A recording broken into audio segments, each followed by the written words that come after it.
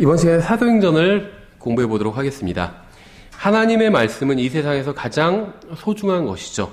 근데 동시에 가장 또 무시받고 있는 것이기도 합니다. 만일 공짜로 금을 가져가라고 한다면 사람들은 얼마나 먼 거리건 상관없이 와서 정신없이 금을 챙겨가겠죠.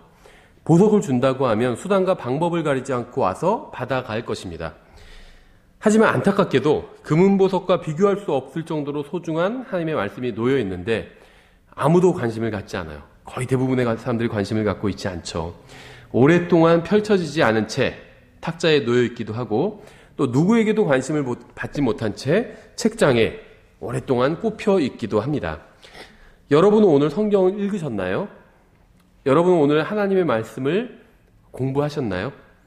하나님의 말씀은 인간이 소유해본 그 어떤 보석보다 가치가 있습니다.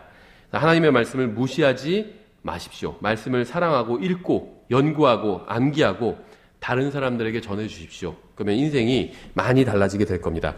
사도행전을 보시면요.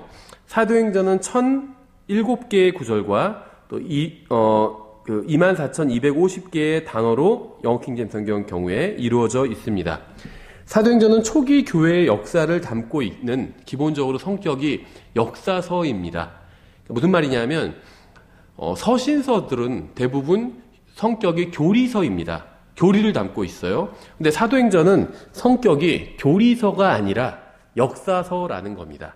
그렇죠? 그래서 사도행전은 이제 초기 교회의 역사를 담고 있지만 교회에게 주신 교리들을 담고 있는 것은 아니라는 겁니다. 이건 굉장히 중요한 문제인데요. 사도행전을 역사적인 관점이 아닌 교리적인 관점으로 접근하면 굉장히 큰 오류에 빠질 수도 있다는 겁니다. 대부분 잘못된 교리가 마태복음, 사도행전 이런 책에서 나오게 돼요. 이단들의 교리가. 근데 이런 책들은 교리서가 아니라는 거예요. 역사서입니다. 복음서와 사도행전 다 역사서예요. 이것은 우리가 사도행전으로부터 중요한 영적 교훈을 배울 수 없다거나 우리의 삶에 사도행전을 적용할 수 없다거나 사도행전에 기록된 말씀이 진리가 아니라는 그런 주장은 절대 아닙니다. 이것은 마치 사복음서가 예수 그리스도의 지상사역을 기록하고 있고 또 신약교회의 교리는 서신에 기록되어 있는 것과 같이 이제 사도행전도 주님의 제자들이 행한 일과 그들의 전도로 구원받은 사람들이 기록되어 있을 뿐인 것과 같다는 겁니다. 그러니까 기본적인 사도행전의 성격은 복음서와 유사하다는 거예요. 어떤 교회를 위한 교리를 담고 있는 것이 아니라 말 그대로 있었던 사실을 담고 있는 역사서라는 겁니다. 신약 교회의 교리는 사도행전이 아닌 서신서들의 기록이 되어 있습니다. 그래서 서신서에서 교회에 관한 교리를 세워야지 사도행전에서 세우려고 그러면 이제 이상해질 수 있다는 겁니다. 그래서 따라서 사도행전은 경우에 따라서는 굉장히 위험한 책이 될 수도 있습니다. 마태복음이 구약 성경과 신약 성경을 이어주는 다리가 되는 것처럼 사도행전은 예수님의 지상사역과 이제 복음서와 또 초대 교회 시대를 연결해주는 다리가 됩니다. 그래서 이것은 예수님의 지상사역이 초기 교회와 관련이 없다는 말이 아니라 사도행전은 믿는 사람들이 어떻게 세상에 복음을 선포했고 또 사람들을 예수 그리스도께로 어떻게 인도했는지 그 과정을 보여주고 있고 또 그 역사를 다루고 있다는 겁니다. 그러니까 교회의 교리나 그리스도인들의 실행 지침을 만들기 위해서 교회의 교리를 담고 있는 서신들이 아닌 역사적인 기록에 의지하는 이 사도행전에 의지하는 것은 굉장히 위험한 행동이라는 거죠. 그래서 교회의 기본적인 교리는 사도행전이 아니라 서신서 위에 세워야 된다는 겁니다. 왜냐하면 이 사도행전은 일종의 다리와 같은 역할을 한다는 거예요. 다리는 건너가기 위한 것이지 이 땅과 땅을 이어주는 거잖아요. 다리는. 그러니까 건너가기 위한 것이지 그 위에 집을 짓기 위한 것은 아니잖아요. 집은 평지에 지어야 돼요. 다리 위에 지으면 안 됩니다. 다리는 건너가기 위한 것이에요. 그러니까 이 사도행전이 이 다리와 같다는 겁니다. 이 사도행전에 교회를 세울 수는 없다는 거예요. 교회는 평지 위에, 서신 위에 세워야 된다는 겁니다. 마태복음이나 사도행전은 이제 이런 책은 전형적인 이제 다리 같은 책들이에요. 그래서 하나님께서 어떻게 일하시는지 이해할 수 있는 그 중요한 역할을 하긴 하지만 교회 실행을 위한 교리의 지침으로 삼을 수는 없다는 겁니다. 예를 들면 율법은 이 출애굽기에서 율법을 주십니다. 그렇죠. 출애굽기 20장에서 이제 10계명이 나오잖아요. 율법을 가장 요약하고 있는 율법의 가장 중요한 사항을 다루고 있는 십계명이 출애굽기에서 나와요. 그런데 이스라엘이 이제 율법을 받은 이후의 삶은 민수기에 나옵니다. 율법을 받은 후에 이스라엘이 어떻게 살았는지 민수기에 나온다는 거죠. 만일 우리가 구약 시대에 살고 있다면 출애굽기에서 율법을 주신 것을 기준으로 삼아야 될까요? 아니면 민수기에서 히브리인들이 생활한 것을 기준으로 삼아야 될까요? 마찬가지로 신명기는 율법을 자세하게 설명하고 있죠. 그러니까 출애굽기에서 하나님께서는 율법을 주시고 신명기에서는 율법을 자세하게 설명해 주고 계십니다. 그렇죠. 근데 이스라엘 사람들은 여호수아기에서 율법을 이제 받은 이유기 때문에 적용하면서 살고 있어요. 그러니까 우리가 갈보리 이전을 살고 있는 유대인이라면 우리는 신명기를 기준으로 삼아야 될까요? 아니면 여호수아를 기준으로 삼아야 될까요? 그러니까 무엇이 바른 교리를 세우는 기준이 될까요? 출애굽기와 신명기일까요? 아니면 민수기와 여호수아일까요? 출애굽기와 신명기에서는 율법을 직접적으로 주십니다. 그러니까 율법에 관한 교리를 세우기 위해서는 출애굽기와 신명기를 기준으로 삼아야 된다는 거죠. 민수기와 여호수아는 이스라엘 백성들이 율법을 가지고 어떻게 살았는지가 나와요. 그러니까 잘 사는 것도 있고 못 사는 것도 나온다는 거죠. 성공과 실패가 다 기록되어 있다는 겁니다. 이것을 기준으로 삼을 수는 없다는 거예요. 그러니까 마찬가지로 하나님의 교회를 위한 교리는 복음서나 사복음서나 사도행전 같은 역사서가 아닌 서신서를 기준으로 삼아야 된다는 겁니다. 초기 교회의 성공과 실패는 모두 사도행전에 다 기록이 되어 있어요. 그러니까 잘한 것도 기록되어 있고 잘못한 것도 기록되어 있다는 거죠. 따라서 사도행전대로 산다고 해서 모두 성공할 수 있는 것은 아니라는 겁니다. 그래서 신약 교회의 교리는 사도행전이나 복음서가 아닌 바울 서신서에 세워야 되는데, 그런데 이제 한 가지 예외는 있어요. 바울 서신서 위에 신약교회 교리를 세워야 하되 고린도 전서를 기준으로 삼는 것도 어리석은 일이라는 겁니다. 왜냐하면 고린도 전서는 바울 서신서인 게 맞아요. 그래서 교리서인 게 맞긴 맞지만 기본적으로 서신서들은 성격이 교리서거든요, 다. 그래서 그 기본적인 성격은 맞지만 문제는 그 고린도 교회에 있다는 겁니다. 그래서 어저께도 어떤 분이 찾아와서 한 3시간 정도 상담을 했는데 굉장히 막 혼란스러운 상태에 계신 분이었어요. 제가 이제 느끼기에. 근데 왜 그럴 수밖에 없었냐 하면 교회의 어떤 교리를 빌립보서나 에베소서나 데살로니가 후서 같은 곳에 세우지 않고 고린도, 예를 들면 고린도 전서에 세우려고 하기 때문이에요. 고린도 전서, 예를 들면 고린도 교회에서 방언을 했잖아요. 그래서 방언을 하는 게 옳다 이렇게 생각한다는 거죠. 근데 고린도 교회에서는 방언만 한 것이 아니라 뭣도 했죠? 간음도 했잖아요. 그렇죠. 나쁜 짓도 많이 했어요. 그럼 고린도 교회가 한 것이니까 괜찮다. 우리도 다 해도 된다. 이렇게 생각할 수는 없다는 겁니다. 그렇죠. 왜 교회의 모델을 고린도 교회에서 찾느냐는 거예요. 빌립보 교회나 에베소 교회나 데살로니가 교회 같이 훌륭한 좋은 교회들이 있는데, 그래서 기본적으로 신약교회의 교리는 서신서에서 세워야 되지만 이제 고린도전서 같은 경우엔 예외라고 볼 수가 있겠죠. 교회긴 교회예요. 하지만 실패한 교회죠. 육신적인 교회였고. 그럼 왜 육신적인 교회를 모델을 삼느냐는 거예요. 하필 왜 라오디게아 교회를 모델로 삼느냐는 겁니다. 그렇죠. 빌라델비아 교회를 모델로 삼아야지. 그러니까 서신서를 기준으로 삼 때 고린도전서가 아니라 에베소서, 빌립보서, 골로새서, 갈라디아서, 데살로니가전서 이런 것을 기준으로 삼아야 된다는 겁니다. 예, 사도행전은 말씀드린 대로 과도기적인 책입니다. 사도행전에서 우리는 이제 여러 가지 사건을 발견할 수가 있는데요. 이제 몇 가지만 제가 요약을 해보면 사도행전 1장부터 7장에서는 주님께서 이스라엘 백성들에게 주님을 그들의 메시아로 받아들일 수 있는 두 번째 기회를 주시는 장면이 나오죠.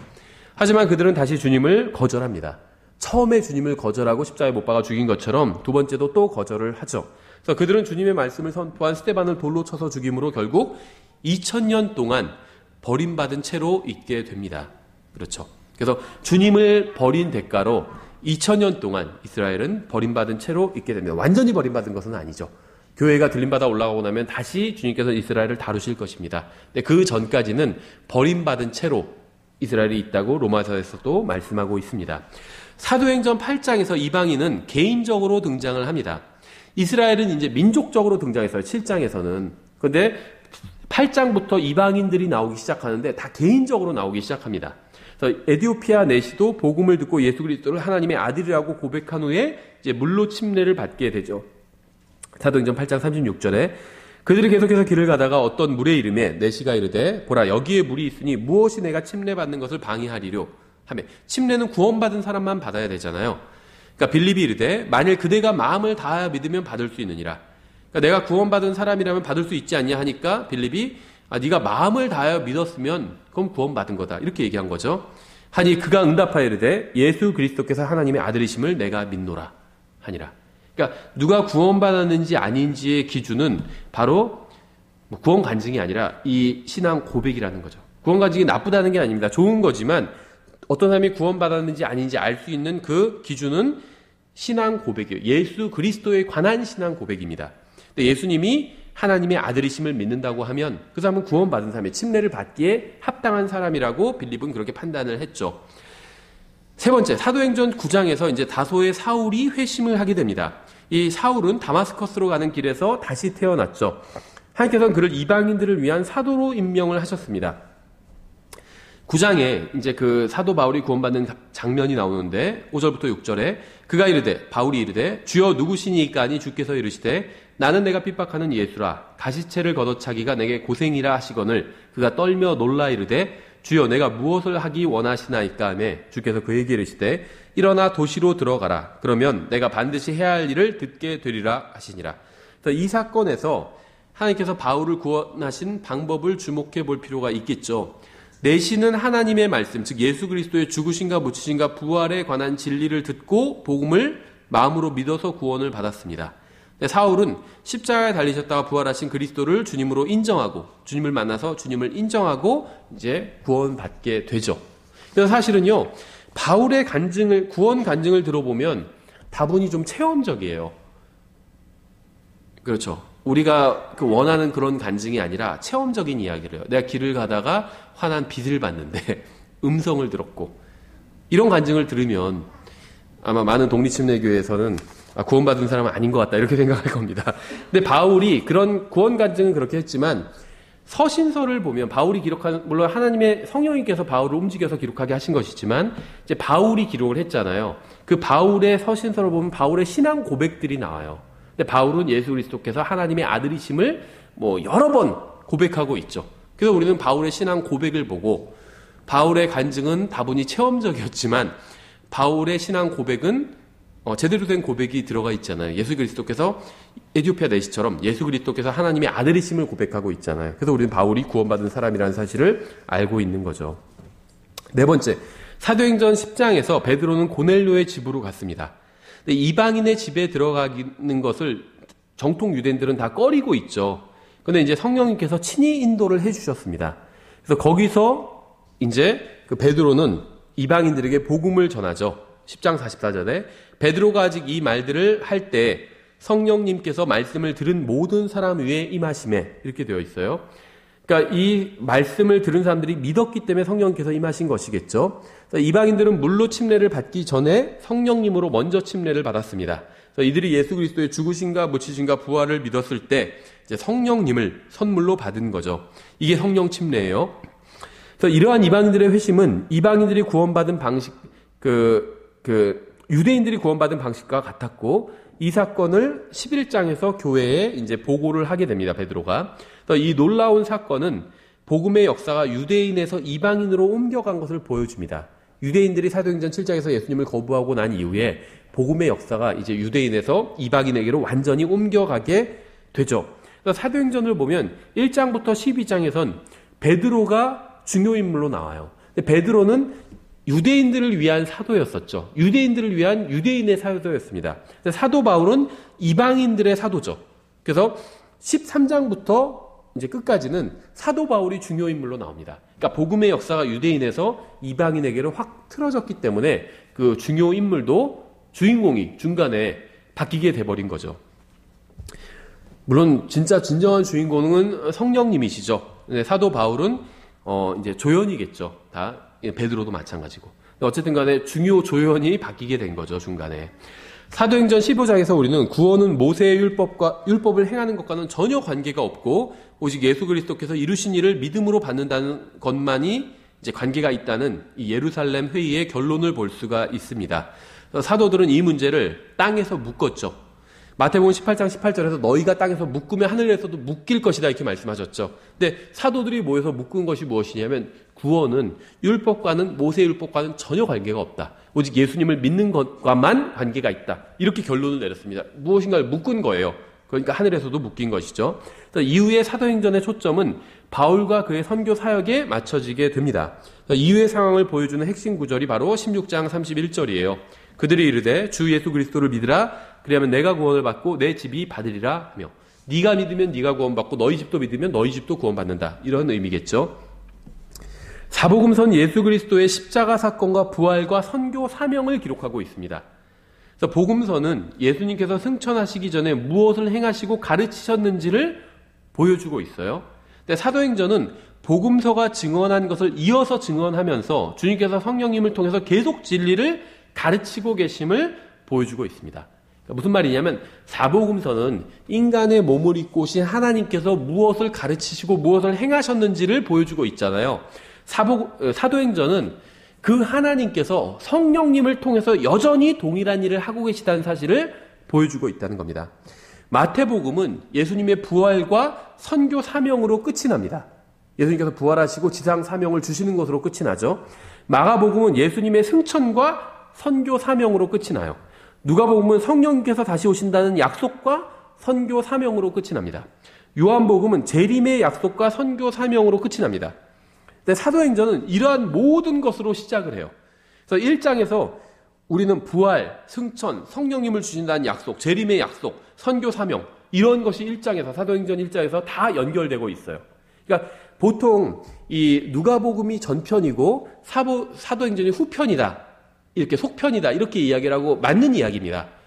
동일한 기록자에 의해서 기록이 되었고, 누가복음과 사도행전은 또 동일한 독자에게 보낸 책이었어요. 그렇죠. 데오빌로에게 보낸 책이잖아요. 누가복음과 사도행전은 데오빌로라는 그 독자에게. 그래서 누가복음이 전편이고 사도행전이 후편이에요. 그렇죠. 그런데 그뿐만 아니라 사도행전은 누가복음의 후편일 뿐만 아니라 마태복음, 마가복음, 요한복음의 후편이기도 하다는 거예요. 그래서 누가복음은 결론적으로 사복음서 전체의 후편입니다. 그래서 사복음서의 마지막은 다 제각각으로 끝났는데 사도행전 1장에서 그 제각각으로 끝난 모든 이야기를 사도행전 1장에서는 다 하고 있다는 겁니다. 모든 복음서의 후편의 역할을 하고 있다는 겁니다. 여기서 대부분의 성경에서 사도행전의 제목은 이제 Acts of the Apostle 이렇게 되어 있죠. 그래서 사도들의 행적이다 이렇게 되어 있어요. 그래서 우리 흠정역에서도 사도행전 이렇게 해놓고 위에 사도들의 행적 이렇게 써놨습니다. 영어 성경에 되어 있는 제목을 그대로 이제 번역을 한 것이죠. 그런데 사도행전에서는요, 이제 사도들이 증언하는 것과 관련된 구절이 이제 30개 이상이 나옵니다. 그러니까 사도들의 행전이라고 불릴만 하죠. 그런데 더 놀라운 건 무엇이냐 하면, 성령님께서 70번 이상 등장을 해요. 그래서 어떤 의미에선 사도행전의 진정한 제목은 성령 행전이다. 이렇게 이야기할 수도 있겠죠.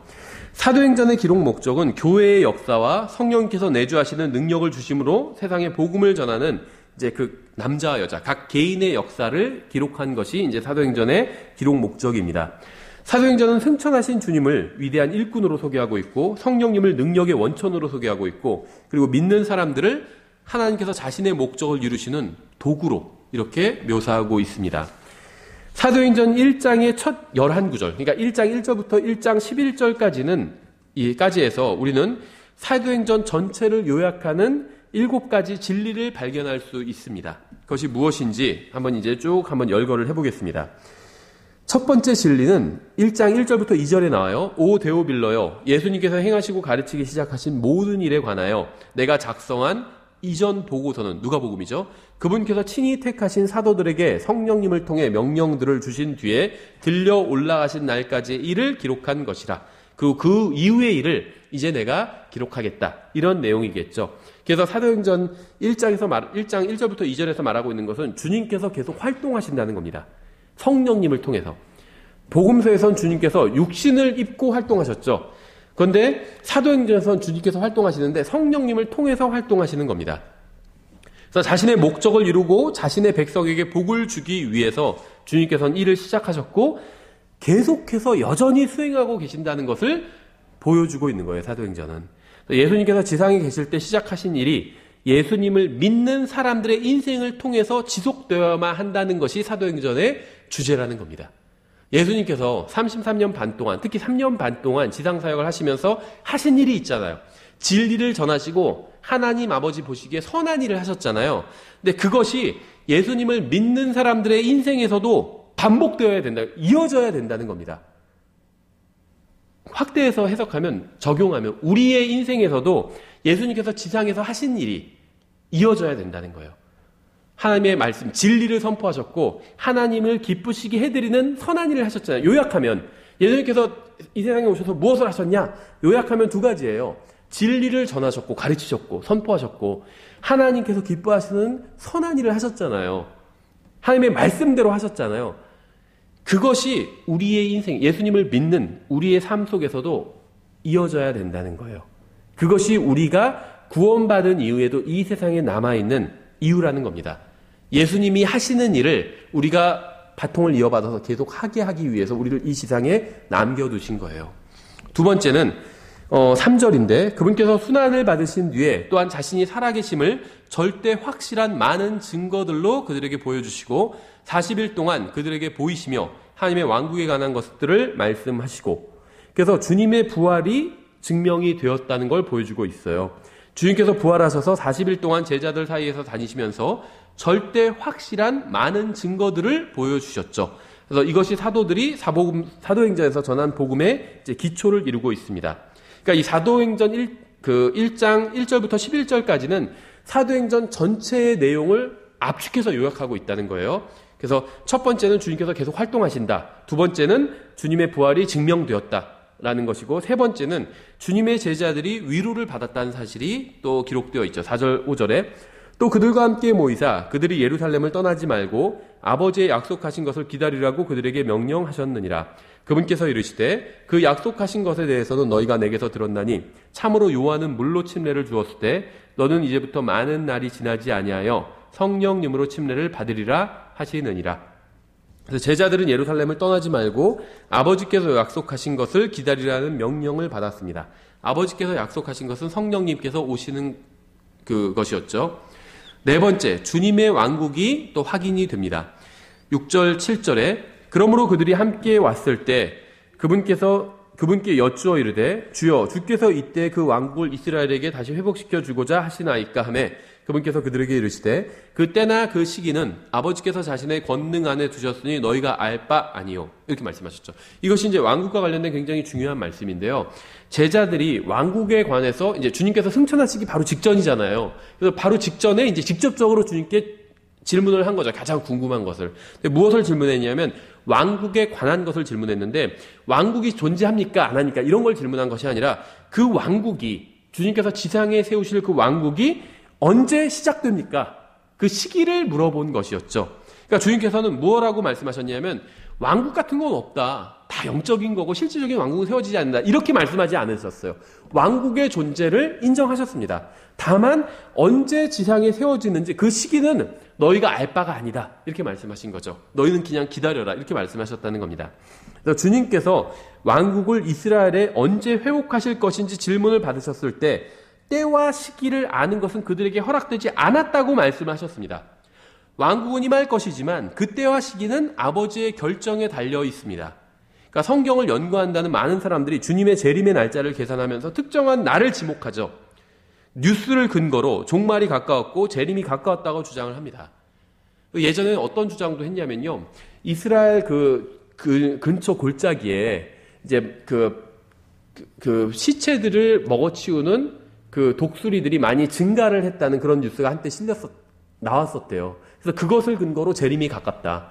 왜냐하면 아마겟돈 전쟁에서 새들이 와서 주님께 심판을 받고 그 전멸해버린 그 마귀를 따르던 그 군대의 사체를 먹어치우게 되잖아요. 우리가 계시록 강의에서 최근에 공부를 했었죠.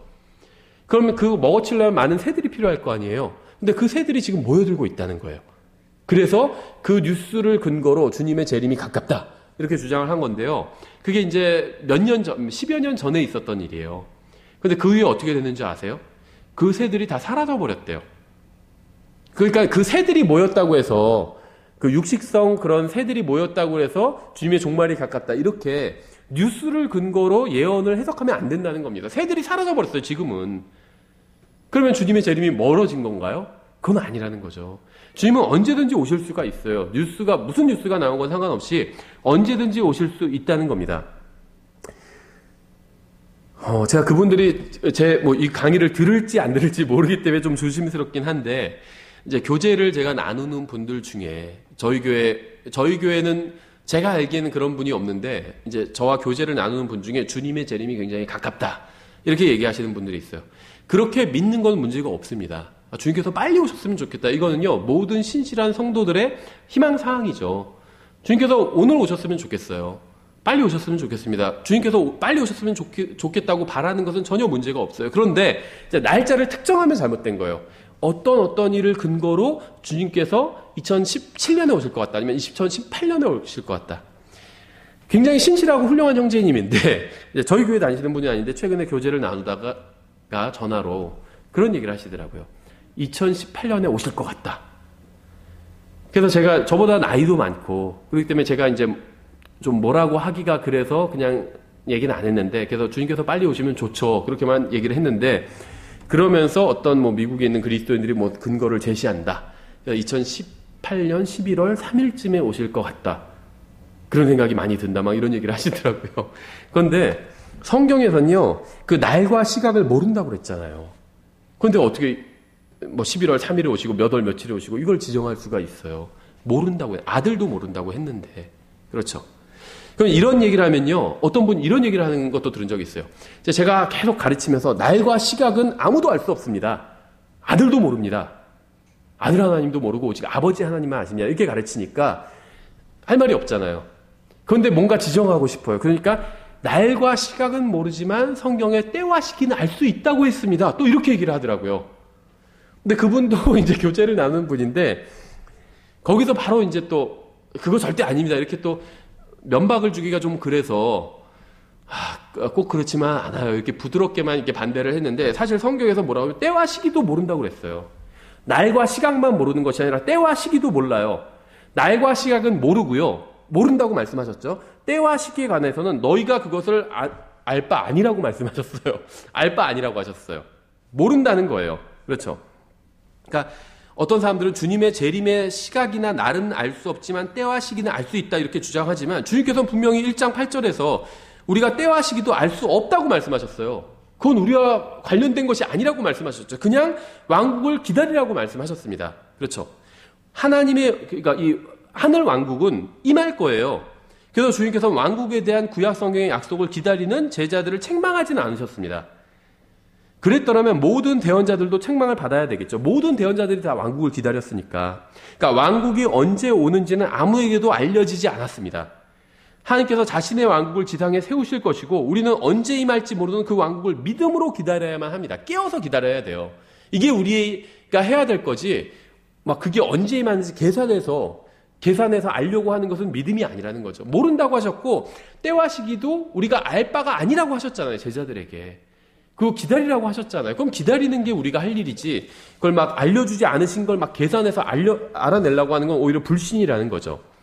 5번째, 8절에 오직 성령님께서 너에게 임하신 뒤에 너희가 권능을 받고 예루살렘과 온 유대와 사마리아에서 그리고 땅의 맨 끝 지역까지 이르러 나를 위한 증인이 되리라 하시니라, 이렇게 말씀하셨죠.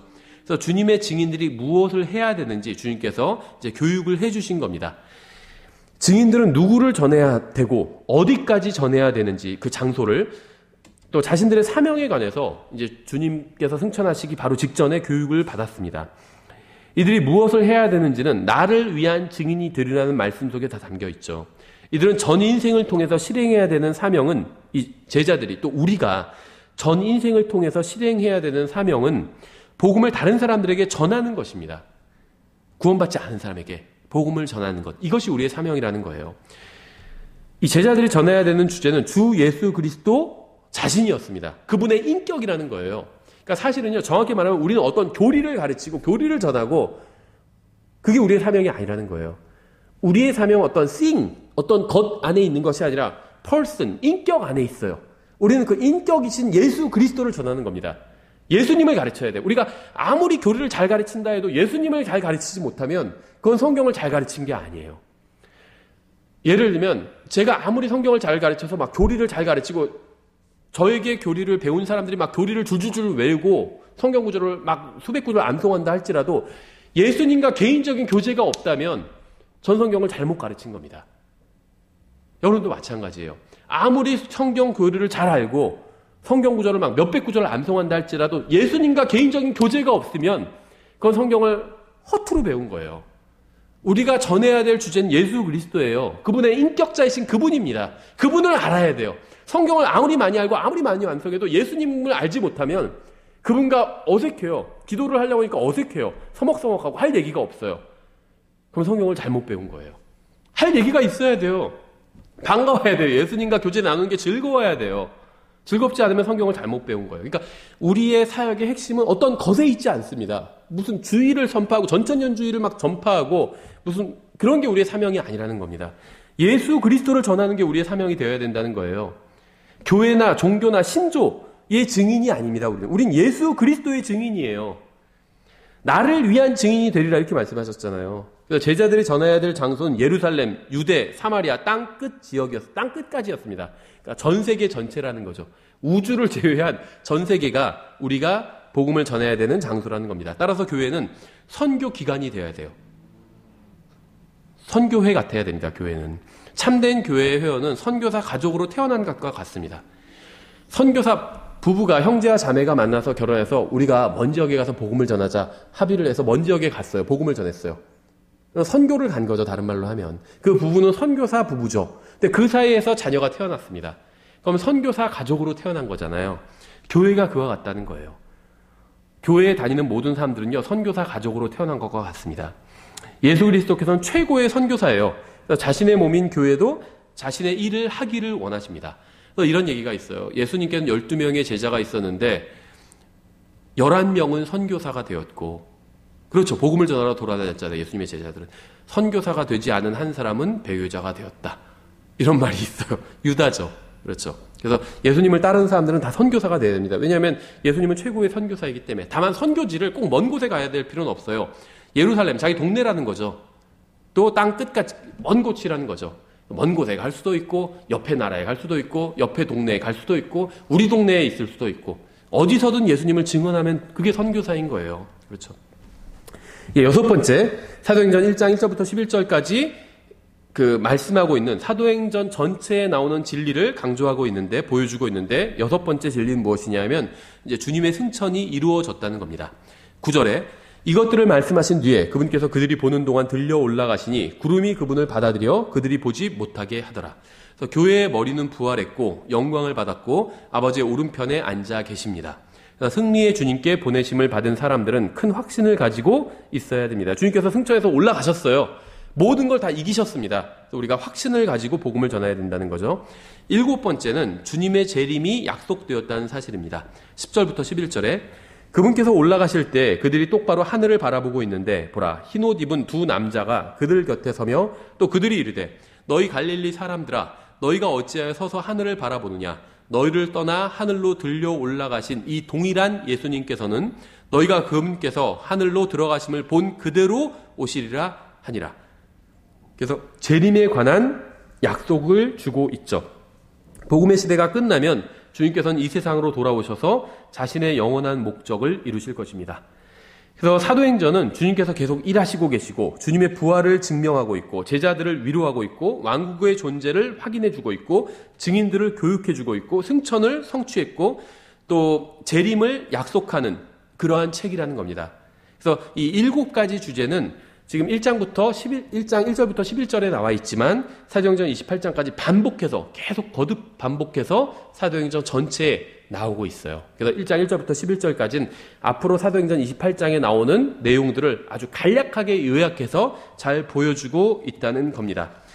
예, 저희가 오늘은 여기까지 하고 나머지 내용을 이제 다음 시간에 하고 사도행전을 마치도록 하겠습니다. 예, 수고하셨습니다.